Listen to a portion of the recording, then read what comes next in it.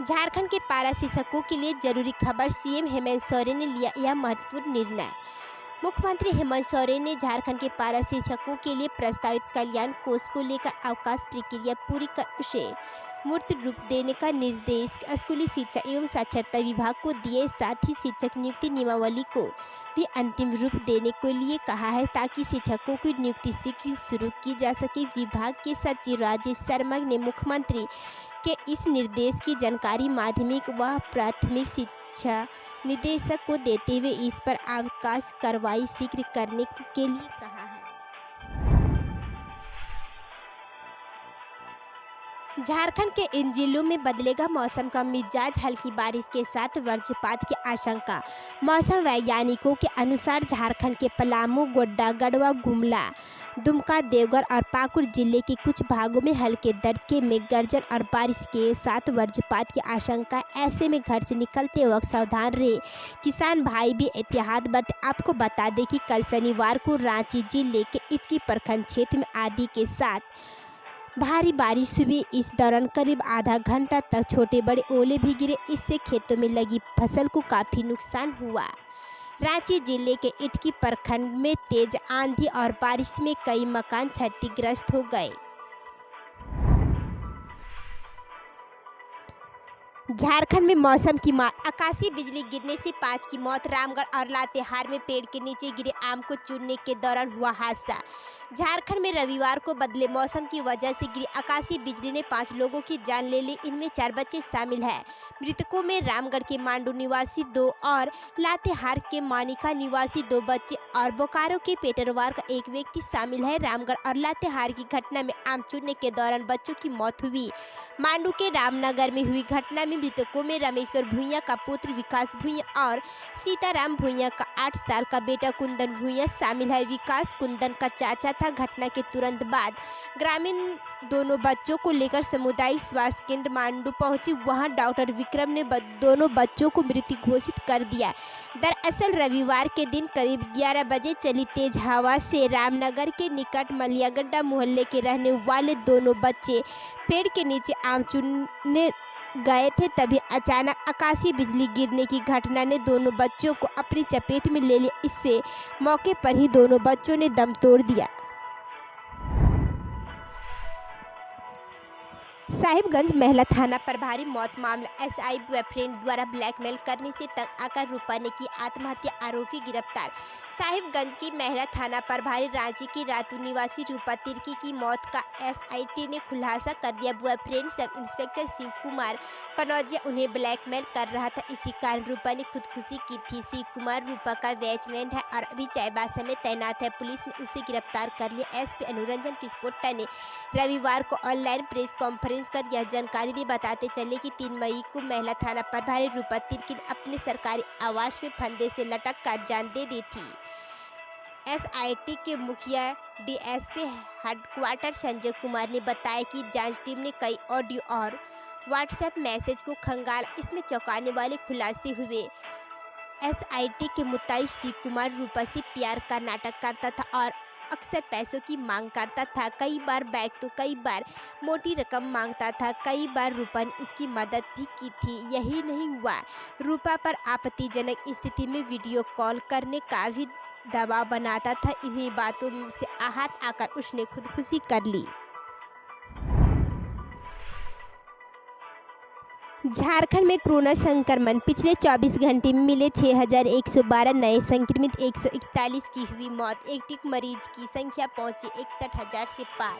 राज्य में पिछले 24 घंटे में 6112 नए पॉजिटिव मरीज की पहचान की गई। इनमें सबसे अधिक मरीज पूर्वी सिंहभूम 1025 में मिले। वहीं शनिवार को 141 मरीजों की मौत भी हुई। मृतकों में सबसे ज़्यादा 42 लोग रांची से हैं, जबकि पूर्वी सिंहभूम में 25 और धनबाद में 11 लोगों की मौत हुई। अब एक्टिव मरीजों की संख्या 61,195 पहुंच गई है।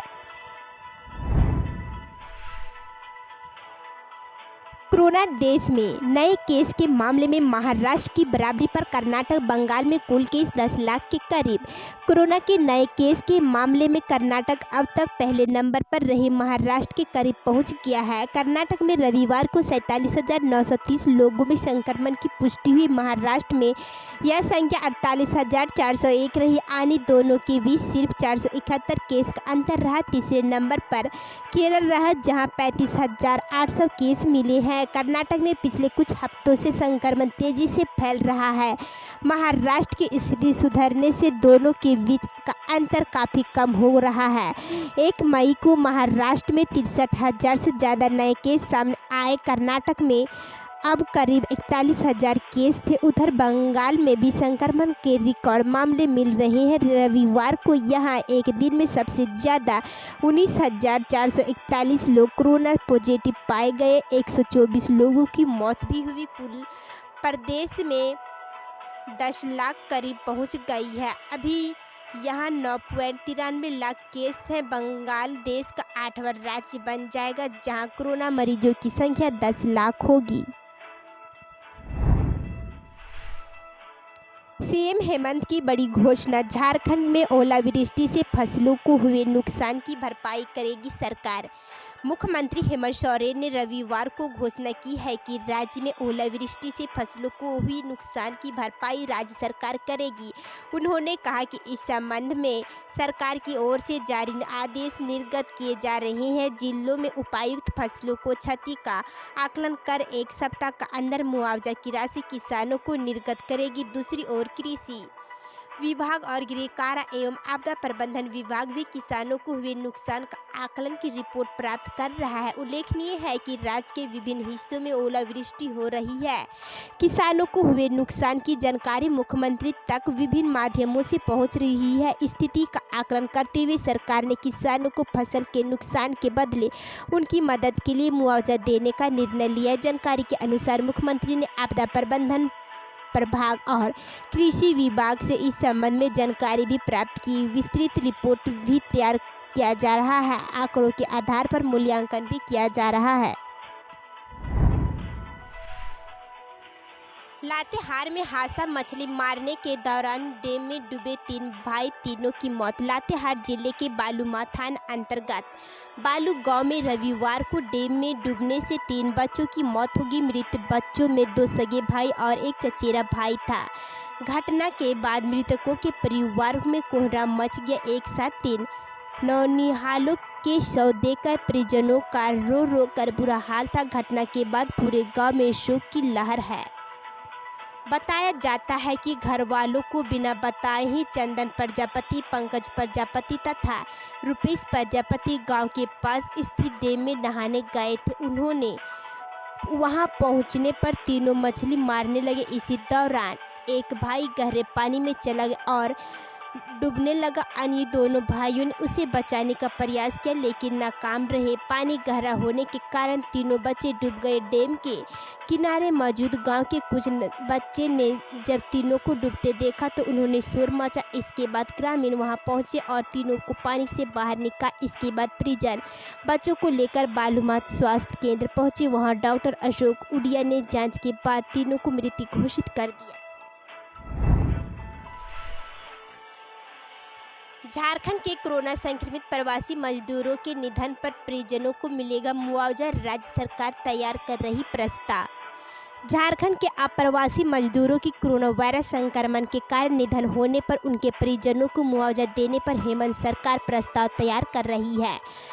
प्रवासी मजदूरों के परिजनों को 1.5 लाख रुपये तक का मुआवजा मिल सकता है। सीएम हेमंत सोरेन के निर्देश पर प्रस्ताव तैयार किया जा रहा है। श्रम विभाग इससे संबंधित प्रस्ताव पर काम कर रहा है। बता दें कि राज्य के प्रवासी मजदूरों के लिए मुआवजा का प्रावधान पहले से ही मौजूद है। वर्तमान नियमों के मुताबिक राज्य के बाहर कार्यरत अप्रवासी मजदूरों की दुर्घटना में मृत्यु होने पर उनके परिजनों को 1.5 लाख रुपये का मुआवजा अदा होता है। अगर दुर्घटना में मजदूर का कोई अंग क्षतिग्रस्त होने पर 75,000 रुपये मुआवजा के तौर पर मिलता है। इतना ही नहीं, अब प्रवासी मजदूरों का रजिस्टर नहीं होने पर भी मृत्यु होने की स्थिति में 1 लाख रुपये का, विकलांग होने पर 50,000 रुपये मुआवजा के तौर पर देने का नियम है। राज्य सरकार इसका दायरा बढ़ाते हुए अब कोरोना संक्रमण होने के कारण प्रवासी मजदूरों के निधन पर उनके परिजनों को मुआवजा देने पर विचार कर रही है। झारखंड हाईकोर्ट का ऐतिहासिक ऑर्डर, राज्य के सभी थानों में जब्त ऑक्सीजन सिलेंडर करे रिलीज, लोगों के बचाए जान।